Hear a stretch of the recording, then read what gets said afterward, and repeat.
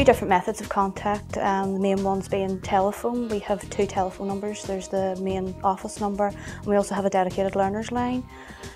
We have a comprehensive website with an online feedback facility, so a lot of users would come through that way.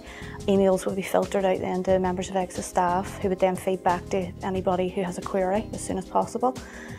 We have an email facility.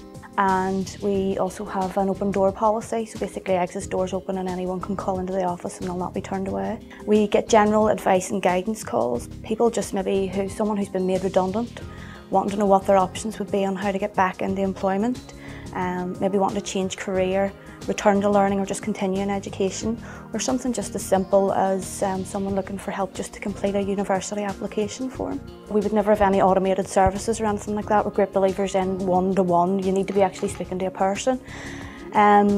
We would always refer clients on promptly to learning advisors, and they would always try and establish what it is actually the caller is looking for. And then from there they would decide whether the person needs maybe a guidance appointment, and then they could come back at a later date and basically have an in-depth guidance interview with a guidance advisor, just for to sort of talk out what exactly it is they need.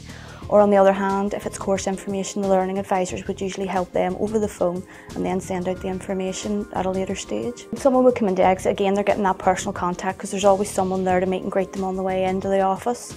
We would usually try and establish what it is actually they're looking for and if they've used the service before.